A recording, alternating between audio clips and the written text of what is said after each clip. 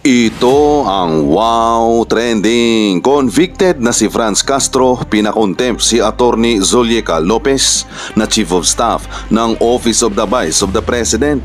Base kasi sa lumabas na investigasyon ng Kamara, sumulat daw si Attorney Zolieca Lopez sa opisina ng Commission on Audit. Nawag sundin ang subpina ng Kamara na nagpapasumite ng mga audit report nito tungkol sa confidential fund ng OBP. Dito patapos na sana ang pagdinig ng House on Committee on Good Government and Public Accountability nang makaharap ni Attorney Zolieca Lopez si Franz Castro.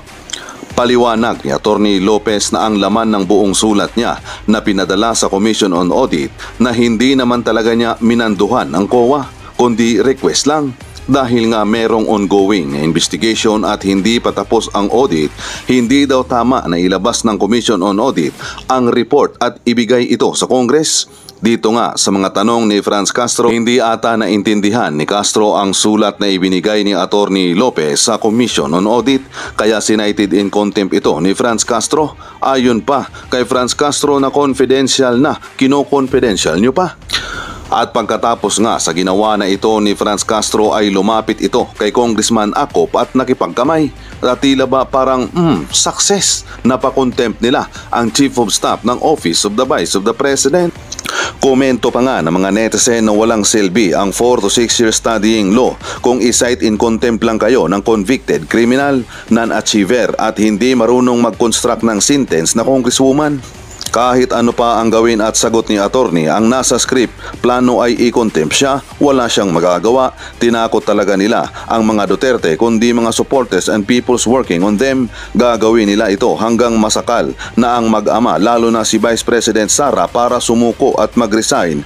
Madala tumakbo sa 2028. Yung totoong resource person na dapat na siya yung nakakaalam, no, na dapat na magpaliwanag dito. But anyway, Mr. Chair, doon sa 125 na confidential funds, Mr. Chair, I would like to ask the COA doon sa payments on the rental of safe houses. There are 34 acknowledgement receipts. Tama po? COA, Attorney Camora, you're recognized. Tama po, Mr. Chair. A total of 16 million pesos. Tama po? Tama po, Mr. Chair. Ito po, Mr. Chair, no, mula December 21, 2022 up to December 31, 2022. So, 11 days na ginastos para sa mga safe houses. At nakita natin dito, Mr. Chair, no, yung mga kapuna-puna na mga observations dito. At kung aanalisihin natin ay baka nga, no, di natin alam saan napunta itong mga amount na ito. Kasama ba yung 16 million sa notice of disallowance, Mr. Chair? COA? Mr. Chair, parang hindi na po yata siya kasama. Yes. Pero kung papansinin natin, Mr. Chair, dito sa summary ng expenses doon sa safe house, like for example, December 21, 3 acknowledgement receipts yan, totaling to 1.1 million. In December 22, totaling to 1.7 million, 4 yan na safe houses. In December 23, we have 2 acknowledgement receipt, equals 1 million. Meron tayong December 24, 2 acknowledgement receipt, which is 600,000. December 26, Mr. Chair, mukhang ito yung isa sa pinakamalaki, no, na bayad sa safe houses. 1 million sa isang tao lang. No, 1 million. And then December 27, totaling to 3.45 million o 3.450 million. Okay, so ilan to? 2, 4, 6, 7. 7 na mga safe houses yan. And then December 28, Mr. Chair, meron tayong 2.850 million na gastos para sa safe houses. 2, 4, 5. Okay? 5 people, no? Merong mga unreadable. Okay, in December 29, Mr. Chair, meron tayong 2.450 million.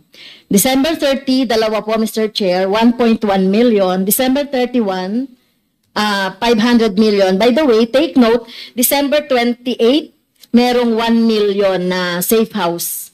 No, total doon. And then undated, merong 250,000, Mr. Chair. So meron dito, Mr. Chair, no, may mga pangalan.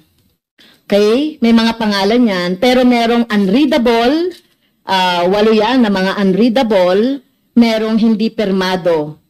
So, ang tanong ko po sa COA, hindi nyo to nasama no, sa notice of disallowance. Pero halimbawa po, etong December 21, merong 500 pesos na ibinayad sa araw na yon para sa safe houses. Tingin niyo po ba makatotohanan yon? Ilang bang safe houses yon? Isa? Ilan po? Nandoon ba sa report? Wala po, Mr. Chair. Kung ano po yung nasa acknowledgement receipt, Yung yun sa po yung, 34. yun po yung information. Available. Wala siyang breakdown kung ilang mga safe houses yon. Wala po, Mr. Chair. 500,000 isang. So we assume, Mr. Chair, isang safe house yan. Yes, You Mr. assume? Chair. So you assume isang safe house yan. Yes, Mr. Chair. Etong December 26, 1 million. So you assume isang safe house din yan. Yes, Mr. Chair. Etong December 28 na 1 million, you assume din na isang safe house yan. Since wala pa talagang Okay. indication. December 29, 750,000. Isang safe house din yan. Tama? Yes po. Wala nga pong indication sa Yes. acknowledgement receipt. So, hindi nyo sinama ito sa notice of disallowance? Hindi ba kayo nagtaka dito sa mga amount na ito na, Mr. Chair, ito lang kahit na 250,000, makakabili ka na ng isang bahay doon, di ba? Pero rent ng safe house. So ano ba ibig sabihin ng rent ng safe houses? Anong kasama doon? Rentals and incidentals po based on the joint circular. Rentals of safe houses, Mr. Chair. Okay, yung rental. Sa isang araw, 1 million. Kasama doon yung mga incidentals. Yes, Mr. Chair. So hindi kayo nagtaka doon? At You that just time- accepted the acknowledgement receipt on face value. Yes, Mr. Chair. At Yes, that so time po, yun ang problema natin dyan, Mr. Chair. Did you attempt na mag-imbestiga po dito? Kahit na sa isang sa isang date lang, nag-attempt po ba kayo na tukuyin itong mga to? Mr. Chair, at that time, hindi po na-raise naman po na red flag siya sa amin. But then, yun nga po, as you have stated kanina, based on inputs din po sa mga hearings, part po ng magiging review namin is itong sa safe house rentals. And may be subject to supplemental NS or ND po. Yes, kasi dito kasi parang hindi ka panipaniwala din eh. May impossibility Yes, na may Mr. ganyang rerentahan ka ng house with those amenities, kung talagang may mga special amenities yan, yung informant i-house mo sa ganyang kagarbo. Opo. At that Na- time po kasi ang idea po yata ng auditors is yung safety ng mga iha-house sa safe house, yung immediate na yung matatransfer po sila in case ma-compromise po sila. So at the time po, ganun po yung mga idea. But yun nga po sabi namin na we will look further po. Well, malinaw yung sa JC, di ba? Rental of safe houses.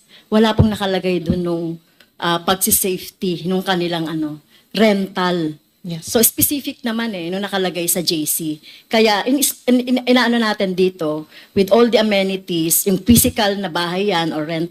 So masyadong malaki, no?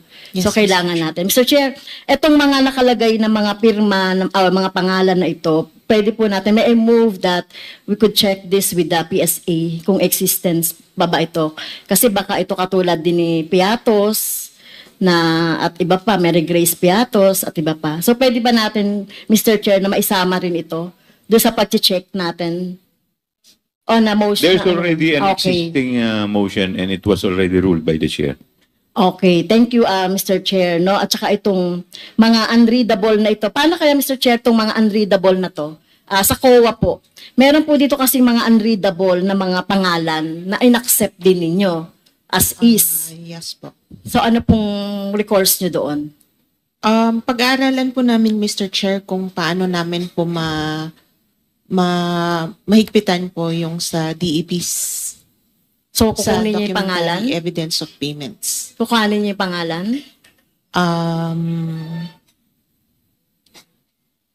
Possible po na pag hindi namin ma-verify talaga yung name is END na po namin sila. Ano ibig sabihin? Okay. END. I-part po Okay. na ng Thank notice you. of disallowance. Okay, thank you. At saka ito din kung existing itong mga pangalan na ito. Opo. Okay, so 16 million din yan. Okay, next. Kumusta po si Attorney Lopez? Kasi tayo kayo ng tayo. Understandable naman kung meron kayong dito, no? Scoliosis, At, Your Honor. at sa loob ng 9 na oras, very cool din kayo sa Thank you. pagsagot. Thank you. Okay, so tayo po, ginagawa lang natin yung trabaho natin. So naintindihan po natin yun, di ba? Attorney. Yes, ma'am. We Okay. understand. Dito sa letter, alam nyo, parehas talaga kami ng line of thought ni General Acop Representative Acop, yung mga tanong niya, natatanong niya na dito sa letter na ito. Except for doon sa binanggit yung pangalan ko. Okay, so ito doon sa fourth, in-emphasize pa, Madam Chair, Mr. Chair, for the sake of exposure. Ang tanong ko lang kay Attorney Lopez, Mr. Chair, napapanood niyo po ba ako or nasusubaybayan niyo po ba yung mga nire-raise ng representasyong ito sa mga budget hearing?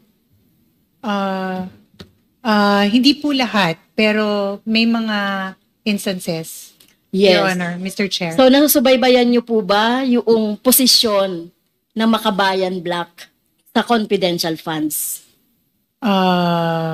Yes, Your Honor. Ano po yun, kung alam niyo? That certain agencies should only be given, should only be allotted confidential funds. Not all agencies. Am No. I right? I'm sorry. Medyo kulang. So, ang posisyon po ng Makabayan dyan, pati ng kinatawang ito, ay i-abolish talaga ang confidential funds. Dahil, eto na nga, this is it. Nakikita na natin kung paano nagagamit, o paano siya nami-misuse. Based naman dito sa mga nakikita na natin. Okay, so sinasabi ni Attorney Lopez, Mr. Chair, for the sake of exposure. So ano po yung ibig sabihin nun? Bakit parang in-emphasize nyo pa na ako ay ni-raise ko itong confidential fund for the raise of exposure? Anong tingin nyo mapapala ko na i-raise ko to for the sake of exposure? Respectfully, Your Honor, Mr. Chair, may I be recognized? You're recognized, Attorney Lopez. Thank you, Sir Chua. Ma'am, as mentioned earlier, the letter that we have submitted is a mere request to the Commission on Audit. Yeah. It is a simple statement of our position, given that there is a ongoing audit investigation on the confidential funds. No, you are not responsive, Mr. Chair, Okay. doon sa tanong ko. So, anong mapapala ko lang doon sa sinasabi nyo at in-emphasize nyo pa for the sake of exposure. The only purpose mentioned is to expose to the public the use of confidential funds. So, the only purpose ay, i-expose ko lang yan? Tingin mo, wala akong dahilan. Bakit natin i-raise itong confidential funds? Hindi naman po, Your Honor. Ito lang po yung position namin as an office. Hindi naman namin sinasabi na wala po kayong purpose. Except, to expose it. No, in this case kasi, Your Honor, the premise is that hindi pa po final yung findings ng audit investigation. So, we feel that it was not the right time to release it because it was inconclusive. It was not final. Okay. Yun naman po. But it is not to say, Your Honor, that you have no purpose. Yes. Really, at the Oo. end of the day, meron po kayong position. I understand that as member of the Akbayan. Makabayan. Sorry, Your Honor. Makabayan Block. Yes. As member of the Makabayan, mula pa nung panahon ni former representative sa Turo Ocampo, against na kami sa mga confidential funds, sa mga iba't ibang funds na walang control, no, yung ating taong bayan. Kaya yung pag-expose natin ng confidential funds, hindi lang yan sa panahon namin. At nakita naman natin yung mga experience niyan. Instead, di ba, kung meron tayong confidential funds, ibigay yan doon sa mas tangible na mga projects, mapapakinabangan ng taong bayan, 'di ba? So, yun po yung ano namin doon. At hindi yung dahil inexpose lang natin. Kasi meron din kasing statement si Vice President with due respect na ginamit itong confidential funds, no? At napag-usapan namin with the speaker. Walang ganon. For the record, Mr. Chair, no? Walang ganon na etong confidential funds, kaya daw inexpose ni France o kaya inexpose ng Makabayan dahil meron kaming kontsabahan ng speaker or leadership. Walang ganon, no? Nakita niyo naman, no? Bakit natin expose ito? Dahil may nakita tayong notice of disallowance at bukod pa dun sa purpose natin na syempre hindi dapat nagkakaroon ng confidential funds. So, yun po, no? Para on the record, malinaw lang yung posisyon ng Makabayan at ng kinatawang ito dito sa confidential funds at walang kinalaman si speaker, with due respect, no, kung bakit namin ine-expose yung confidential funds. O baka naman isipin na naman ni Vice President na pinagtatanggol natin ng speaker. Wala pong ganon, no? Dito sa Kongreso, magkakaiba man kami ng posisyon dito sa Kongreso, we respect each other's political position, political belief, no? So, talagang gano'n na, kasi iba-iba talaga pinanggagalingan. Okay, so gusto ko lang malaman, di ba? Gusto ko lang din linawin yung point na yon. Well,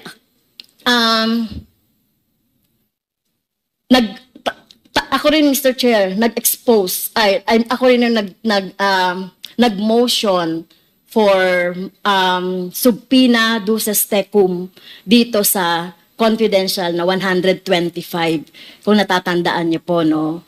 At ang reason doon ay dahil meron tayong nakuhang ND, Notice of Disallowance. At tama naman, at tingin niyo ba, may karapatan ang mamamayan na malaman nila itong pinagkakagastusan ng confidential funds. Na sinabi ko naman doon sa, when we hear the budget of the COA that time. Your Honor, the agency errs on the side of prudence because according to the JC Memorandum Circular, this is information that is only given to certain agencies. Yun lang naman ang Yes. position namin. We just want to be on the prudent side of releasing information. Yes. Kaya nga, in aid of legislation, binuksan natin itong issue ng confidential funds. Wala pa ang VP, wala pa ang OVP, ay issue na natin itong confidential funds. Kaya gusto natin talagang mabago, no? Yung pagtingin dito sa confidential funds. Okay, Mr. Chair, nung tinanong natin during the budget hearing of the OVP, yung tungkol sa, ako yung first na nagtanong doon sa budget hearing ng budget ng OVP. Did you remember that, Mr. Chair? Nandun ka sa likod ni VP. Opo, Oo, yes, nandun yes. ka sa likod ni VP. At talaga namang hindi ako satisfied kasi wala naman siyang sinagot. 2 linya lang yung mga sinabi niya, di ba? So, hindi ako satisfied talaga. Okay, Mr. Chair. So, yun lang, no? Gusto ko lang linawin yung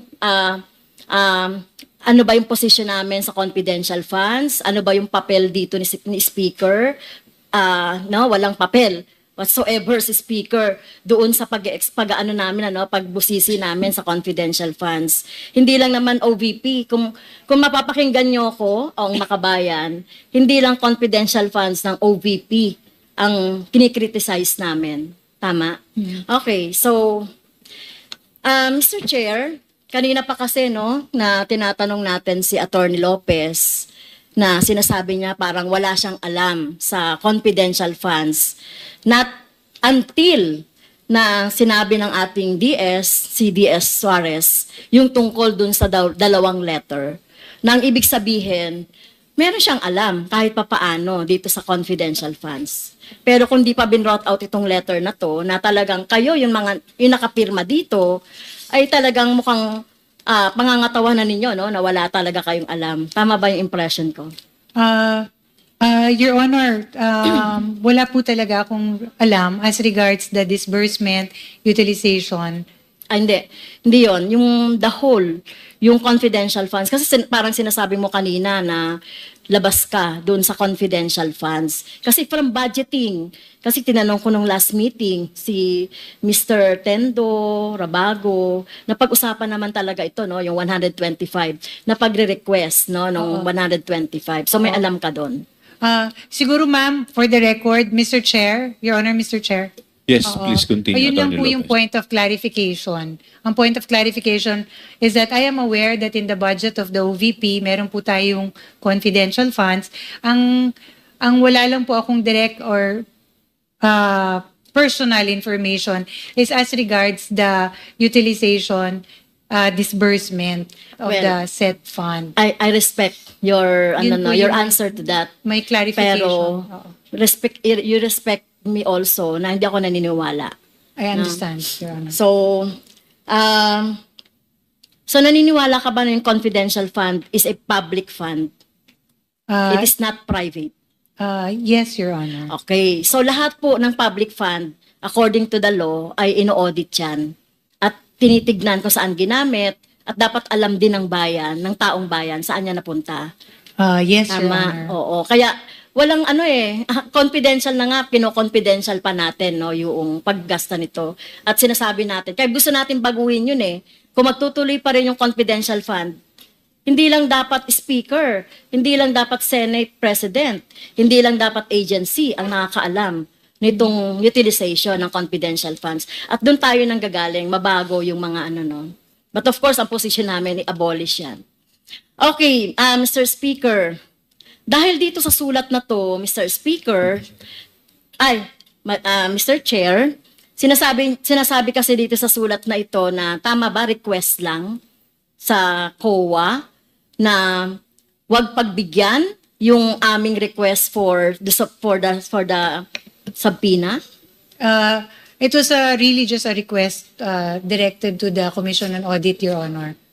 Pero Mr. Chair, on the second paragraph nung kanyang letter, yung letter po ni Attorney Lopez, nakalagay dito, we are of the position that the subject subpoena should not be complied with for the following reasons. Ayun, na-explain mo na yon. Ano po bang ibig sabihin ng should not? Are you commanding? Are you demanding the COA na wag sumunod doon sa subpoena do sa stepum?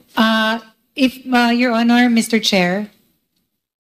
Please continue, Attorney Lopez. Yes, if you read the entire the entirety of the letter, it is really a respectful request sa Commission on Audit. We are not demanding them or instructing them. It is really a respectful request if you read in the entirety. Yes, oo. Pero pag should kasi parang demanding na yon, commanding na yon para sa akin, And okay? yes, and Okay, may I so also kung- add. Yes, kung hindi ito demanding, commanding, parang siga-siga ba yung Office of the Vice President na utusan yung OVP, Yung utusan COA. ang COA na hindi kami sundin ang Congress or House of Representatives? Your Honor, Mr. Chair, hindi po siga-siga ang OVP. It is really just a respectful request, Your Honor, for them to consider our position. Like all position papers filed, ito po yung we feel that these are the issues that we needed to raise. So, Okay. which we addressed to the Commission on Audit. Okay. So kanina, Mr. Chair, no, binanggit na ng ating mga colleagues yung mga dahilan, no, kung bakit mali ang paniniwala ng Office of the Vice President, kung bakit we are holding a hearing in aid of legislation dahil sabi nila wala pa daw batas o wala pa daw panukalang batas. So kaya nga tayo nag-hear ng, 'di ba? Malinaw naman na 'yan.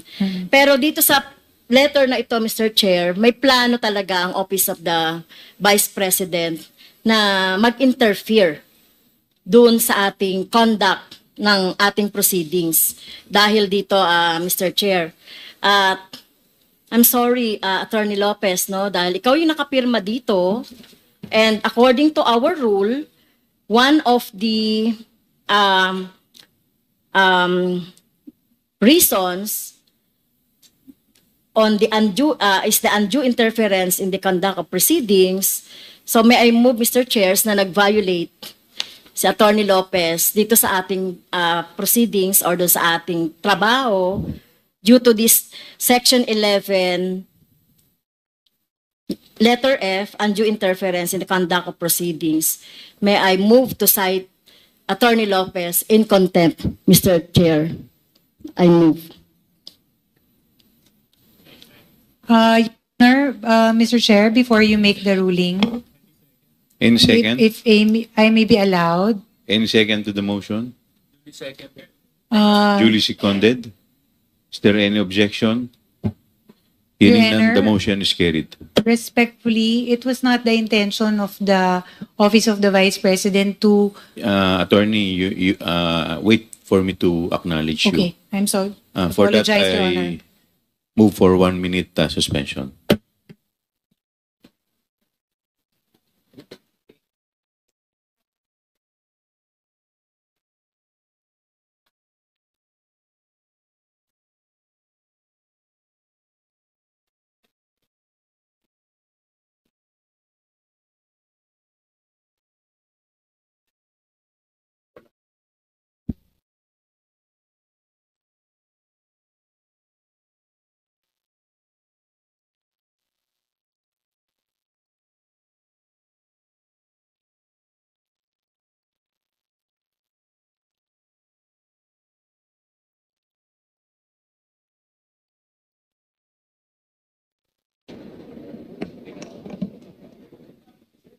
It is just...